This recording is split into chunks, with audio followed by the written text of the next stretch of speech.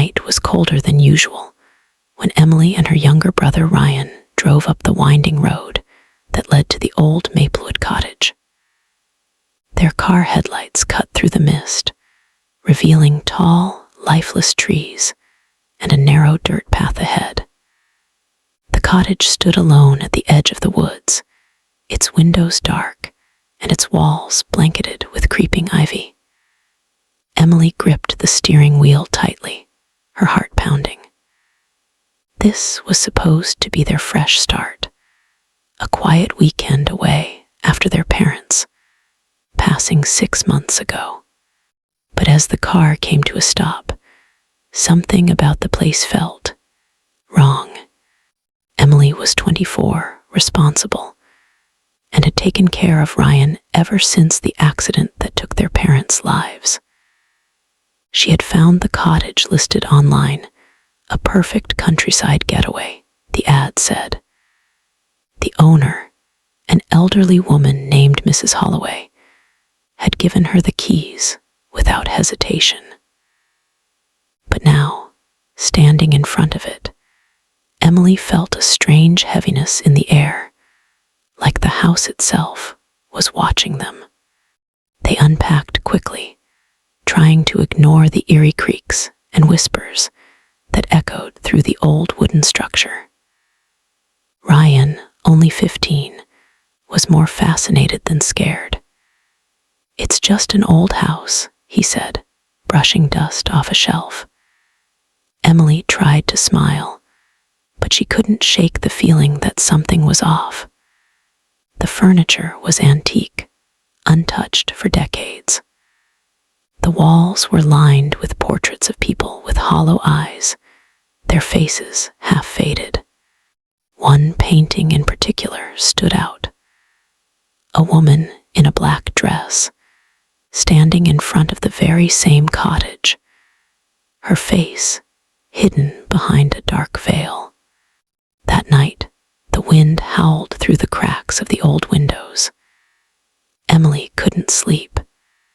She kept hearing soft footsteps outside her door, slow and deliberate.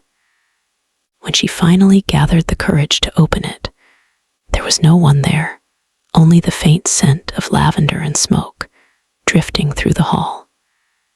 She went downstairs and froze. The woman from the painting was standing by the fireplace, facing away from her. Her black dress shimmered faintly in the dim light. "Who's there?" Emily whispered, her voice trembling. The figure didn't move. Then, suddenly, it turned its head, not all the way, but enough for Emily to see a pale, cracked face with empty eyes. Emily stumbled back, her breath caught in her throat.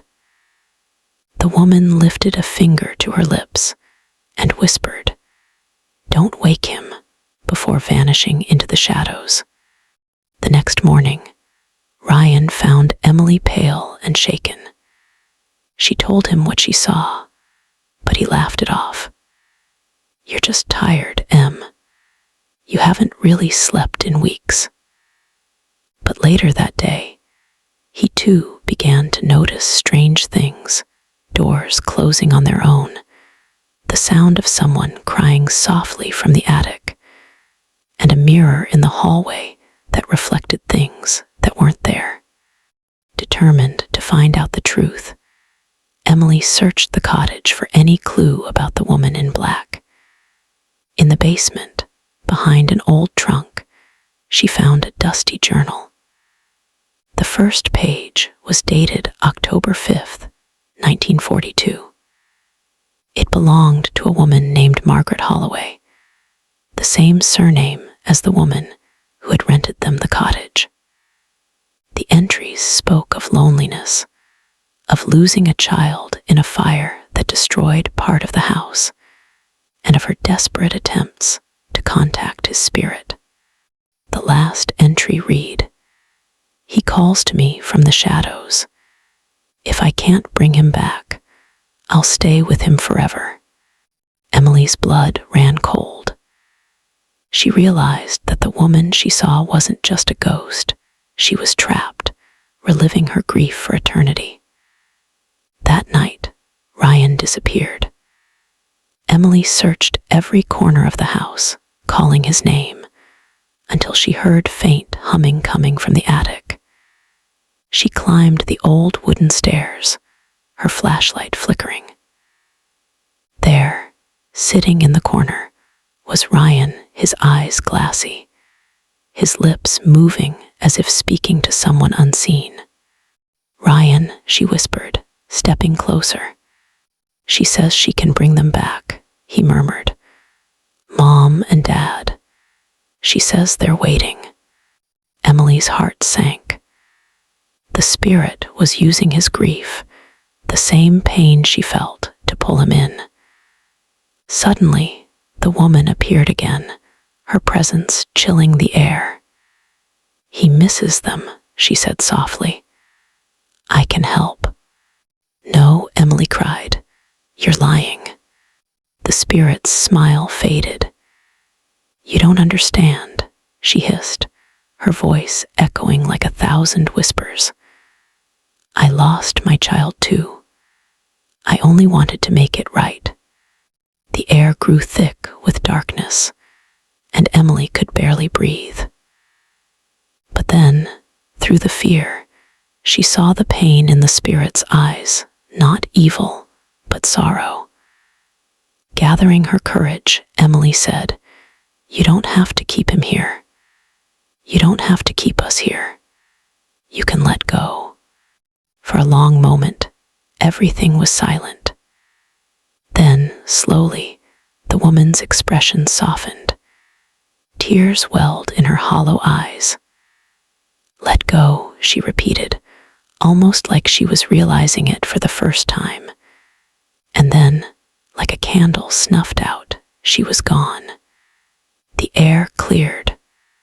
Ryan blinked, confused but safe. The next morning, when they stepped outside, the mist had lifted.